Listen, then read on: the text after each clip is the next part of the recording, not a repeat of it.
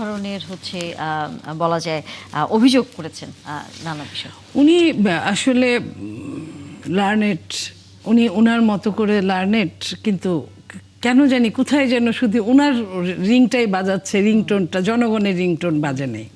তো আমি সরি এই জন্য, এটা বলার জন্য তাকে সম্মান দিয়ে আমি এই কথাটা বলছি যে যে আপনার যে বা যারা পঞ্চদশ সংশোধনীতেই ওটা শেষ হয়েছিল, তত্ত্বাবধায়ক আসছে, ওনার কথা ঠিক, কিন্তু তত্ত্বাবধায়ক এখনো কিন্তু ফাইনালি সংসদের মাধ্যম ছাড়া ফাইনালি কিন্তু ওকে হয় নাই। হলে তাহলে কিন্তু এই 12ই ফেব্রুয়ারির নির্বাচনটা তত্ত্বাবধায়কের আন্ডারেই হতো। যেহেতু সংসদ নাই তাই কিন্তু ওটা হয় নাই, বলছে চতুর্দশ সংসদ নির্বাচনে তত্ত্বাবধায়কের আন্ডারে হবে। তাইলে যদি এটা হয় তাহলে আপনি ওনার এটা মানতে অসুবিধাটা কোথায়, যে পঞ্চদশ সংশোধনীতে আপনার গণভোট বিলুপ্ত করা হয়েছে, তাহলে সেটা যখন আবার ফিরে পাবে সেটার জন্য তো সংসদ দরকার। তো সংসদ হওয়ার পরে, আমি তো ওনাকে না করি নাই, সংসদ হওয়ার পরে এটা বিলুপ্ত সম্পূর্ণরূপে হয়ে যাওয়ার পরে ওনারা বলুক যে আমরা গণভোট চাই। ওনারা তো এমনি ইন্ডিভিজুয়াল ডেতে গণভোট চেয়েছিলেন। গণভোট চাইলে তখন জনগণের ম্যান্ডেটটা কাজ করবে। জনগণই ক্ষমতার, সকল ক্ষমতার উৎস। বাট সংবিধানটা কিন্তু জনগণকে নিয়েই দেশ গঠিত হওয়ার পরে এই সংবিধানটা দিয়েই চলে আসছে। সংবিধান কিন্তু জনগণের প্রয়োজনে সংবিধান, কিন্তু জনগণ কিন্তু সংবিধান মানতে বাধ্য।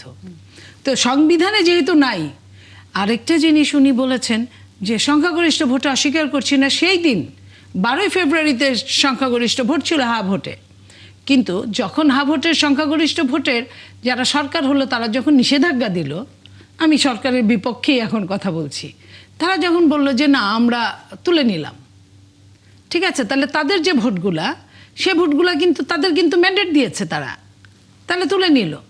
তাহলে ওইখানে আপনার 6 কোটি মানুষ ভোট দেয় নাই, 3 কোটি মানুষ নাতে ভোট দিয়েছে, তাহলে এমনিতেই তো 9 কোটি।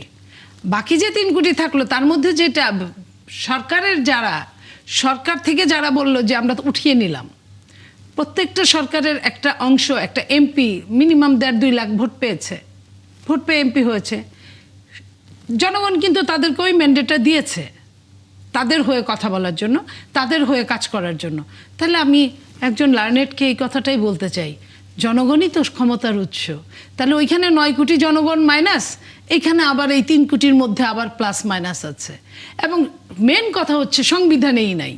সংবিধানের জন্য পঞ্চদশ সংশোধনী যেই দিন ক্লিয়ারলি একদম তত্ত্বাবধায়কের জন্য ক্লিয়ার হয়ে যাবে, সেই দিন ওইটাও হবে, সমস্যা তো নাই।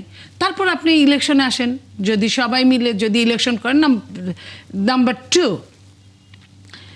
একই দিনে 2টা আপনার শপথ নেওয়া জায়েজ না জায়েজ, এটা আমার কথা না। বড় বড় আমাদের উনি লার্নেড, ওনার চেয়ে বড় লার্নেডরা এই কথাটা বলেছেন আইনকে তুলে এনে, যে একদিনে যদি 2টা আপনার শপথ নেন, প্রথম শপথটা আপনার বানচাল হয়ে যায়। তাহলে সেই দিন তারা 2টা শপথ নিলেন, তাহলে প্রথম শপথটা কিভাবে ঠিক থাকে? বিএনপিকে তারা দোষ দেন, বিএনপি কেন 2টা শপথ নিলেন না? বিএনপি তো এটার সাথে এগ্রি করে নাই যে একই দিনে 2টা শপথ নেবেন, বলে নাই কোথাও। তা এই যে যেটা বলেছে সেটাও বলেন, যেটা বলে নাই সেটাও বলেন, যেটা করেছে সেটাও বলেন, যেটা করে নাই, কল্পনা করে নাই সেটাও বলেন। এটা তো হলো না। গণতন্ত্র তো এই কথা বলে না। গণতন্ত্র যে কথা বলে সেটা হচ্ছে সংসদই শেষ, এবং ওইখানে সংসদের কথা বলা হয়েছে যে এই যে কাজগুলো, এই যে অধ্যাদেশগুলো, এগুলো সবগুলো ফাইনালে সংসদে গিয়ে পাশ হবে। এখন থাকলো আপনার ওইখানে যে কয়েকটা পাশ হয় নাই, বলেছে মাননীয় স্বরাষ্ট্রমন্ত্রী নিজে বলেছে সংসদে এবং সংসদের বাইরে বলেছেন যে এটা যেহেতু একটু কঠিন জায়গাগুলো আমরা চুলচেরা বিশ্লেষণ করে আমরা আগামীতে পাশ করবো, এত তাড়াতাড়ি এত টাইম ছাড়া এই বিলগুলো, অধ্যাদেশগুলো পাশ করা যায় না। তা এটা বলেছেন উনি, কিন্তু কোনোটার মধ্যে দিয়েই আপনার গুঁজামিল দেয় নাই। আর যেটা নোট অফ ডিসেন্ট নিয়ে তো তখনই কথা হয়েছে যে এটা সংসদে চুলচেরা বিশ্লেষণ হবে, যদি এটাকে রাখা যায় তাহলে রাখবে, আর যদি আমরা আগেই অবজেকশন দিয়েছি, যদি আমাদের অবজেকশন ঠিক থাকে, যদি 2/3 মেজরিটির ভোট পায় তাহলে এটা বানচাল হয়ে যাবে। তাহলে কথা কিন্তু একদম ক্লিয়ার, এখানে কোনো রকম বিস্ময়সূচক কোনো রকম প্রশ্নবোধক চিহ্ন এখানে কাজ করছে না। তো এখন লার্নেড যদি এই কথাটা বলেন তাহলে আমার জন্য দুঃখ। উনি বিচার মানেন কিন্তু তালগাছটা হাতে রেখে। সাজ্জাদ আলী চৌধুরী, ঠিকই আছে, বিচার মানে তালগাছ আমার, সেটা তো অবশ্যই ঠিক আছে। এটা নীলুফার আপা এখন কার তালগাছটা কার পক্ষে যাবে সেটা হচ্ছে এখন ইম্পর্টেন্ট বিষয়। কিন্তু দুঃখের বিষয় হচ্ছে উনি 18 কোটি জনগণ হিসাব করছেন, ভোটার কজন সেটা মনে হয় একটু হিসাব মিলাতে গরমিল হয়ে যাচ্ছে। কারণ বাংলাদেশে কিন্তু 18 কোটি ভোটার না, কিন্তু ভোটার কিন্তু আরও কম, বাচ্চারা বাদ যাবে, তারপর হচ্ছে কি 18 বছর পর্যন্ত অনেকেই যারা ভোটার না তারা বাদ যাবে। সবচেয়ে বড় কথা হচ্ছে আমরা ধরে নিলাম আপনারা যেহেতু স্বরাষ্ট্রমন্ত্রী স্পেসিফিকলি বলছেন আমরা মনে করছিলাম নির্বাচন দীর্ঘায়িত হবে, সেহেতু আমরা সব মেনে নিয়ে ইলেকশন করেছি। কারণ আমরা বলেছি, আমরা প্রকাশ করেছি যে আমরা কথা দিচ্ছি কিন্তু আমরা কথা রাখবো না, সেটা আমাদের হৃদয়ে ছিল। কিন্তু এখন ইস্যুটা হচ্ছে আপনারা তো আপনাদের ম্যানিফেস্টোতে রেখেছেন, ম্যানিফেস্টোতে প্রথমেই রেখেছেন আপনারা এই জুডিশিয়ারির ইস্যুটা, ম্যানিফেস্টোতে প্রথমেই রেখেছেন আপনারা কেয়ারটেকার গভর্নমেন্ট ইস্যুটা আনবেন, ম্যানিফেস্টোতে প্রথমেই রেখেছেন আপনারা সব জায়গায় দলীয়করণ না করে অবশ্যই আপনারা সব জায়গায় যোগ্যতার ভিত্তিতে অ্যাপয়েন্টমেন্ট দেবেন। আপনাদের ম্যানিফেস্টো অবশ্যই ছিল আপনাদের আইন শৃঙ্খলার ইস্যুগুলো প্রপারলি অ্যাড্রেস করবেন। ইকোনমিক্যাল যে হার্ডেস বাংলাদেশ এখন হার্ড প্রসিডিউরের মধ্যে যাচ্ছে সেটার জন্য আপনারা প্রপার ওয়ে ফলো করবেন। কিন্তু কই, আমরা তো আপনাদের ম্যানিফেস্টোতে আমরা দেখছি না। ধরে নিলাম বাংলাদেশে আওয়ামী লীগ নেই, বাংলাদেশের জামাত নেই, বাংলাদেশের সাধারণ জনগণ নেই, আপনারা যে ভোট পেয়েছেন সব বাংলাদেশের 18 কোটি জনগণই আপনাদেরকে ভোট দিয়েছে। এখন জনগণের ম্যান্ডেট তো আপনারা পেয়েছেন আপনাদের ম্যানিফেস্টোর আলোকে, আপনারা আপনাদের ম্যানিফেস্টো ফলো করছেন না কেন? সেটা যদি আপনারা সেটার ক্ষেত্রে আপনারা ডিসক্রিমিনেশন করছেন।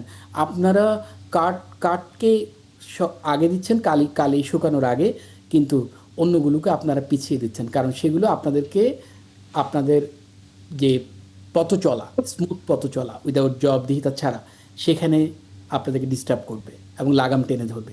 সমস্যার এই জায়গায় মনি আপা খুব সুন্দর করে কথা বলেন, কিন্তু সমস্যাটা হচ্ছে উনি যেভাবে বলছেন যে আমি সত্যটাকে গোপন করছি, তবে উনি মনে হয় প্রপার সত্যটাকে বলছেন না। যেমন ধরেন আমি যদি বলি এরকম, আপনারা কি এই কয়দিন আপনারা দেখেছেন বাংলাদেশের যে সিগনিফিক্যান্ট চেঞ্জের কথা আপনারা বলছেন, বাংলাদেশের আইন শৃঙ্খলা পরিস্থিতি দেখেন, মানবাধিকার পরিস্থিতি দেখেন, অর্থনৈতিক পরিস্থিতি দেখেন, ব্যাংকিং খাত দেখেন, প্রশাসনিক সংস্কার আপনারা কি করেছেন এই কয়দিনে সেটার একটা হিসাব দেন যে আপনারা কি প্রশাসনিক সংস্কার করেছেন প্রপারভাবে।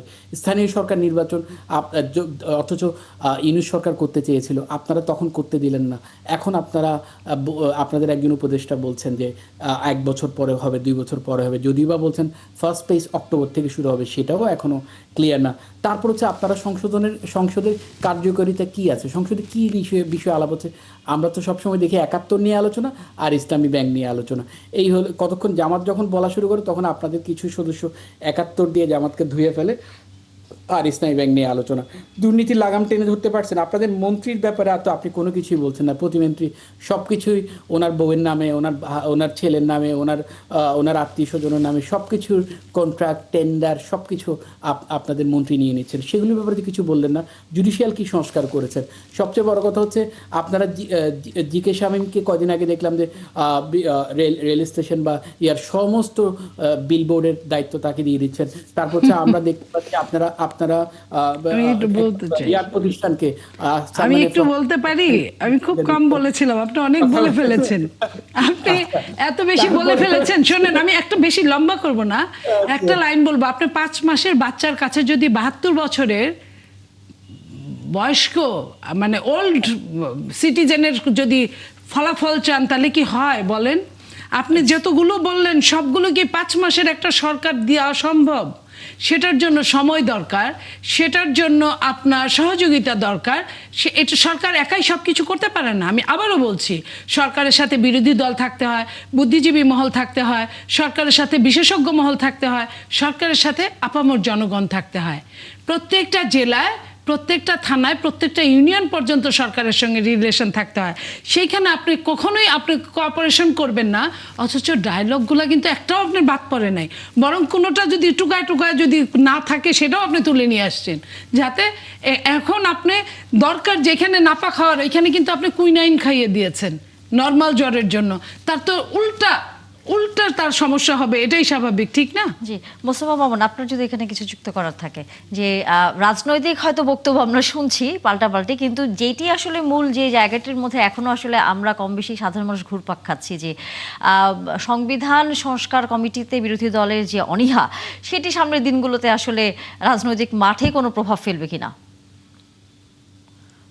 হ্যাঁ, প্রথম হচ্ছে আপনার এখানে বা যে কোনো জায়গায় আমরা গেলে আসলে যখন তারা দুটা সরকার এবং রাজনৈতিক দল থাকেন, তখন আসলে বিতর্কগুলা যেভাবেই হোক ওই সংবিধান, ইতিহাস এইসব জায়গায় গিয়া পৌঁছায় আর কি।